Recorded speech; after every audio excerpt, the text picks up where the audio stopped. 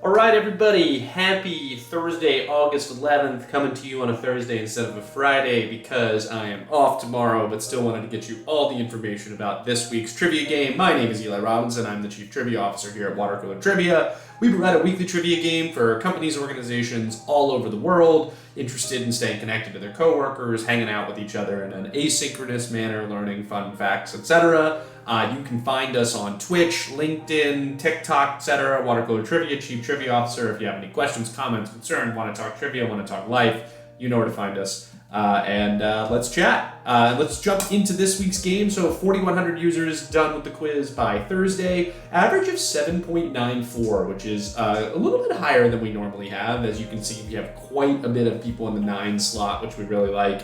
A median of 8. I think the most interesting thing this week is just like the sheer number of perfect scores. 22% of people who took the quiz got a perfect score. That's a little high for our liking. I think we'll probably end up making the quiz a little bit harder in the coming weeks, not like as retribution for doing this. But 22% of people getting a perfect score is certainly not where we want it to be. But otherwise, I think the distribution of scores is very relevant and very good. Let's jump into it. So this week's game was really interesting.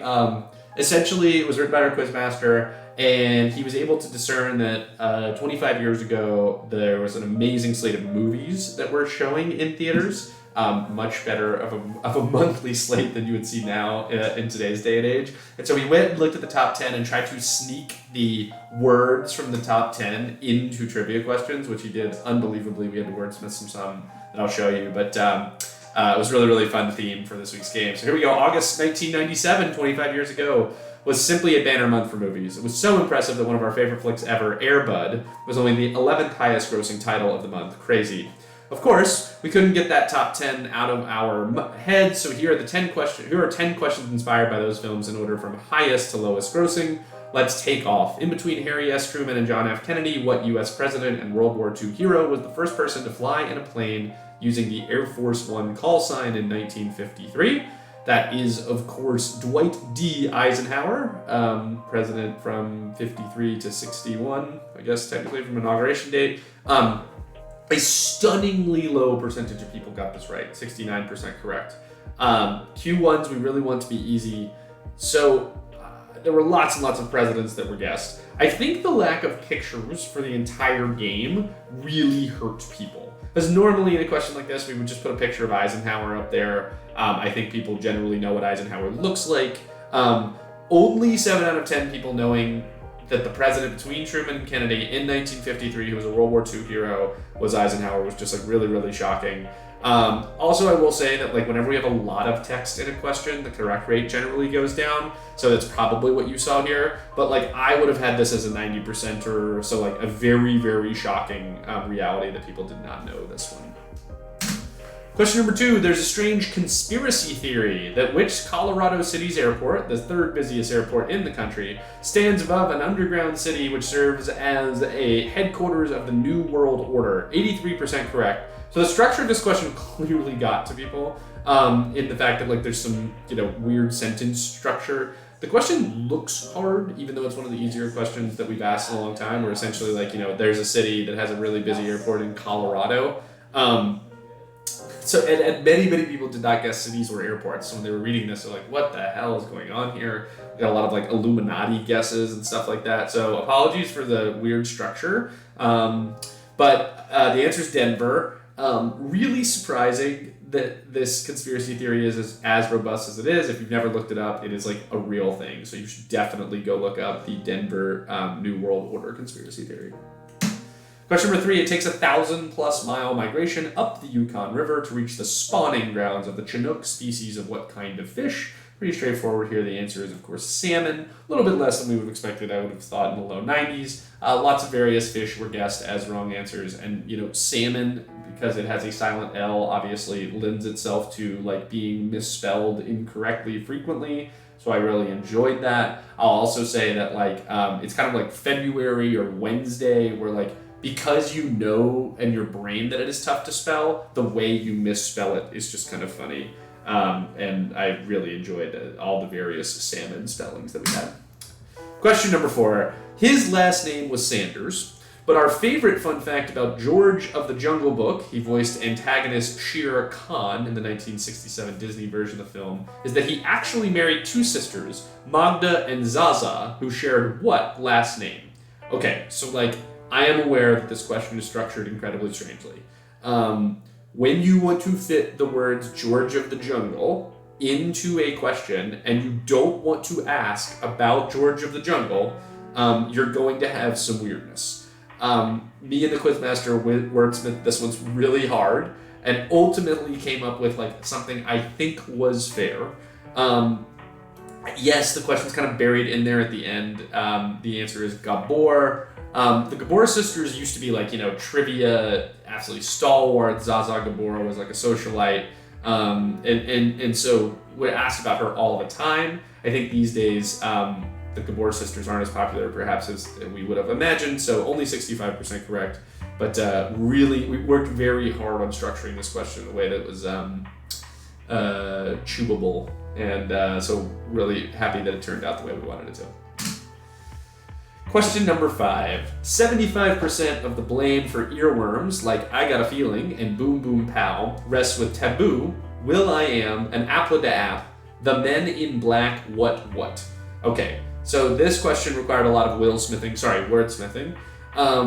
And people were very upset at the lack of clarity. We had a lot of people who just wrote as their answer, I don't know what you're asking for.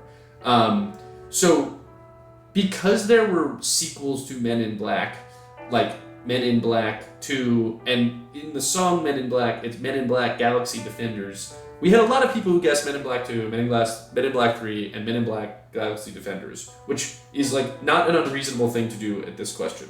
However, the question is, what are these songs of these people from a band? And the band is the Black Eyed Peas. So it's the Men in Black Eyed Peas. The fourth person in the Black Eyed Peas is of course Fergie. But I understand that this took some wordsmithing and frustrated people, but ultimately 78% is around where I would have liked this one. So pretty happy. Question number 6. The UN Climate Change COP, Conference of Parties, landed on a plan for reducing greenhouse gas emissions. The protocol was named for what Japanese city that anagrams to Tokyo? 80% correct. Correct answer is, of course, Kyoto.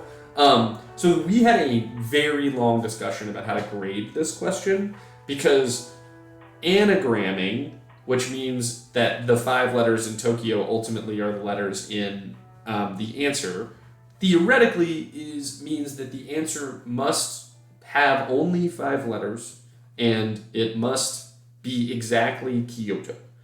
Now, we also say in our quizzes that spelling doesn't count. And so in questions like this, we kind of struggle to figure out the right tone or the right tack to take for grading. We decided, after quite a bit of discussion, to go with a hard line to say you must have the characters K-Y-O-T-O in your answer in that order. And I think it's the right thing to do. I don't know what percentage of our users know the term anagram. I would assume it's very, very high, so I felt okay with it. I will do a quick shout out to Brent at Kaiser Permanente, whose answer was Kyoto anagram is not a verb. I appreciate that you got the correct answer, Brent, but you're wrong. Anagram actually is a verb. You can anagram something. We were looking at Merriam-Webster to make sure. But just thought I'd shout that out. I'm not trying to call you out, but I really appreciated helping us with that. But otherwise, pretty happy with the results on this question. Question number 7. Before all the bachelorette parties took over, there was a picture-perfect last-minute play known as the Music City Miracle, giving what city's NFL team a wild card playoff win over Buffalo in 2000. Only 68% correct. The answer is Nashville, where the Tennessee Titans play. So the Quizmaster and I talked about this because, we've talked about before, sports questions you have to be very careful for. How do you make them generalized? So we had 2 clues in here to generalize from the sports questions. The first is bachelorette parties. The bachelorette capital of the country these days has to be Nashville. And then second is Nashville is the music city. I think I would have thought more people knew that. Then again, I'm from Knoxville, so I'm probably not the best person to test this with. But the Quizmaster was yeah, I thought this was very fair. 68% though, so much lower. We accepted all Tennessee, all Titans, even though the question did ask for the city. But yes, a little bit lower than I would have thought. I would have thought more people would have gotten it. Question number 8. In his 1981 mega hit, Tommy Tutone implied you can contact what woman by simply calling 8675309? Of course, the answer is Jenny. Found her number on the wall. 65% correct. So there's currently an internet meme going around where like people walk around to a whole bunch of young people and ask what Jenny's phone number is, or if you call this number, who will answer, or whatever it may be. And it's really funny because like old people are like, hey, you're so young, you don't know the answer to this. So I thought we'd bring it into the trivia stuff, which was really fun. We got a lot of people, or we had a few people email us in. They were like, thanking us for the song because they probably haven't heard it in a long time, but really, really enjoyed it. A little bit lower than I would have expected, but really, really fun one there. Number 9, if your doctor friend calls herself G.I. Jane, that's probably because she's in what brand of medicine that specializes in the digestive system? The answer is, of course, gastroenterology, although this one wasn't without a little bit of indigestion, but bing, 89% correct. So gastroenterology or gastrointestinal or any of that causes a whole lot of misspellings and a whole lot of permutations. So we currently have 212 unique strings identified as correct answers. To give you an idea, for many questions we have 5 or 6 or 10. But for this one we have 212 as of right now, which is just hilarious.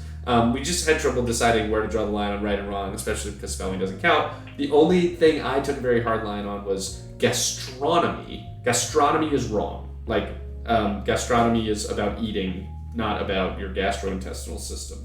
So, took a hard line there, but otherwise the vast majority of people ended up getting this one right. And question number 10, a really basic definition of a black hole's event horizon, which is the movie, is the border where the hole's escape velocity is greater than the speed of what hella fast thing? The answer is, of course, light. 91% correct. Any question with hella is going to make me happy. It's an absolute fantastic modifier. I believe generally popularized in Northern California. Very straightforward question here for Q10, which is odd. A lot of times our Q10s are revealers or the hardest or whatever it may be. So like happy to mix it up and have an easy one. I want to do a shout out to Angela Colpin, who responded Mach 10 / speed of light. So we gave her credit for this because she did have speed of light in there. And Mach 10, for those of you who have not seen the recent Top Gun sequel, Maverick, there's this very tangential storyline at the beginning of the movie about whether or not you're able to fly Mach 10, and I don't want to spoil it. But I think that's why she put Mach 10 speed of light. Loved it, loved the movie, really enjoyed it. However, the speed of light is approximately Mach 870,000. So Mach 10, if that's all you wrote, would have been incorrect. But I really enjoyed that you kind of put that, you brought a smile to our face. All right, here's the question by question correct percentage. Other than Eisenhower being way lower than we thought, I think everything else was fairly within reason for the question. For the quiz, you don't generally see us have the easy questions at the end, but it kind of ended up that way this week. Here it is again, 4,100 people have taken it so far, 9 and 10 most popular, average of 7.94. My name's Eli Robinson. I'm the Chief Trivia Officer here at Water Cooler Trivia. If you're interested in playing trivia with your coworkers, brand new game every week, 4-week free trial, no credit card. We'd love to have you. Any questions, comments, concerns, trivia questions you want us to talk about, let's chat. Otherwise, have yourself a great week.